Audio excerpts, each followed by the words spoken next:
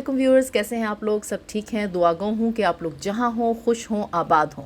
मेरी आज की वीडियो स्पेशल वीडियो है। आज 1 जुलाई है और मैं ये वीडियो रिकॉर्ड कर रही हूँ। गो कि मैं इसको अपलोड बाद में करूँगी, लेकिन 1 जुलाई क्यों इम्पॉर्टेंट है ये मैं आज आप लोगों को बताऊँगी। एक तो यहाँ पे आज सैटरडे था, वीकेंड भी था। दूसरा ये 1 जुलाई हांगकॉन्ग के लिए क्यों इम्पॉर्टेंट है, इसकी वजह यह है कि यहाँ पे एनिवर्सरी मनाई जाती है हर साल और आज 26वीं एनिवर्सरी मनाई जा रही थी, यानी 26th एनिवर्सरी थी। किस चीज़ की कि इस दिन हांगकॉन्ग को यूके की गवर्नमेंट ने मेनलैंड चाइना के हवाले किया था, तो इसलिए इसकी एक ख़ास इंपॉर्टेंस है हांगकॉन्ग के लिए।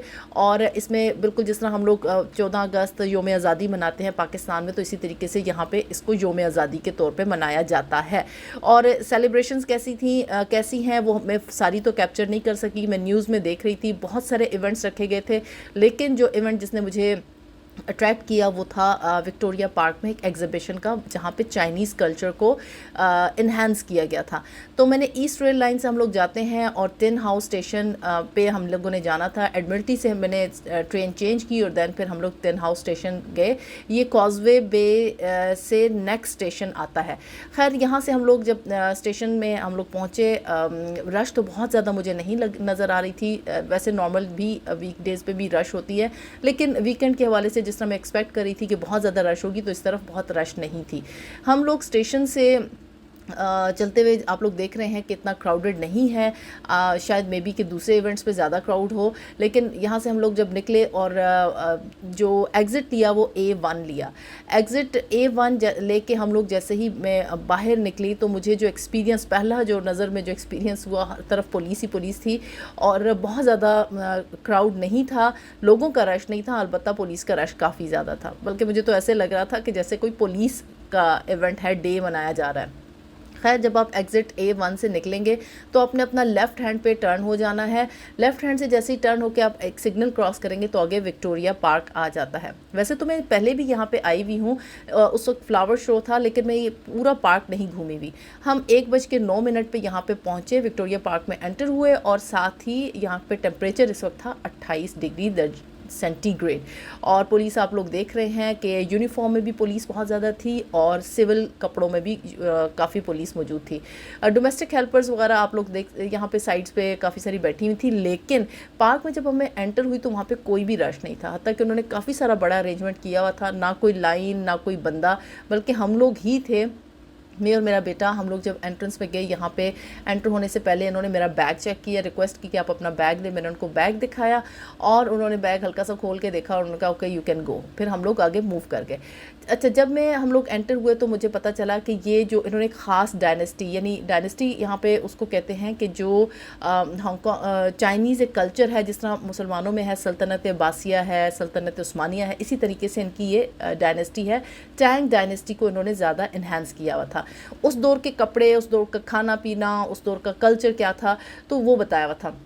एंटर होने के साथ ही जो सबसे पहला लेफ़्ट पे स्टॉल था वो था कि आप फ्री एक्सपीरियंस कर सकते हैं उस दौर के कपड़ों को।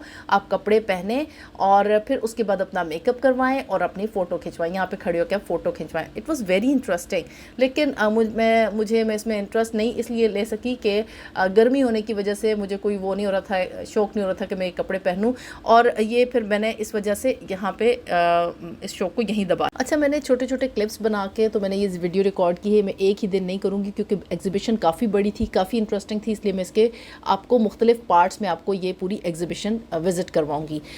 ये जो टैंग डायनेस्टी के हवाले से मैं थोड़ी सी आपको इन्फॉर्मेशन देती चलूँ कि ये चाइना में आर्ट और कल्चर के हवाले से बहुत सुनहरा दौर माना जाता है। और ये दौर जो था 618 AD से 906 AD तक था, और इस दौर को चाइनीज़ शायरी के हवाले से भी बहुत याद किया जाता है, और इस दौर में बुद्धिज़्म को भी बहुत तरक्की दी गई। इस दौर में जो कपड़ा पहना गया, क्योंकि मैं इस कपड़ों के स्टॉल पे थी, तो यहाँ पे जो कपड़ा पहना जाता था वो 3 तरह का कपड़ा पहना जाता था, ऊनी, लिनन का और रेशमी। इसमें जो रेशमी यानी सिल्क सबसे ज़्यादा पसंदीदा और महंगा होता था, फ़ीमेल में ज़्यादा पॉपुलर था, और महंगा होने की वजह से इसको स्टेटस सिंबल भी समझा जाता था। और इस दौर की ख़वातीन 2 पीस का लिबास पहनती थी, जिसमें मकबूल तरीन जो उनका जो स्टाइल था वो ये था कि वो लंबा सा गाउन जिसके खुले खुले लंबे आस्तीन और साथ सिल्क की शॉल, और हेयर स्टाइल में मुख्तलिफ स्टाइल के ऊँचे ऊँचे जूड़े और ख़ास तरह का मेकअप।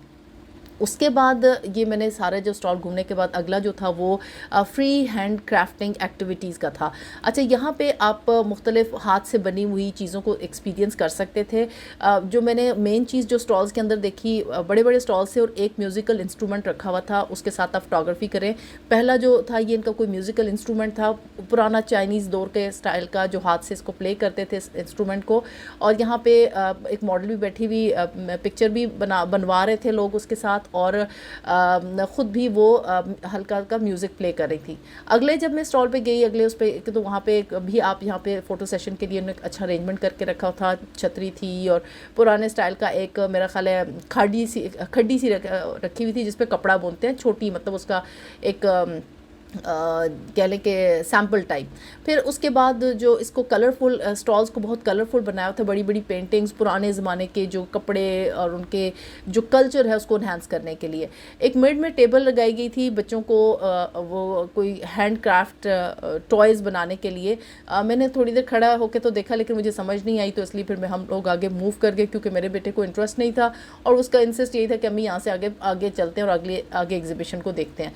खैर, वो एक साइड पे उन्होंने एक और म्यूज़िकल इंस्ट्रूमेंट रखा हुआ था जो कि पाकिस्तानी स्टाइल जो रुबाब होता है ना, उससे मिलता जुलता था।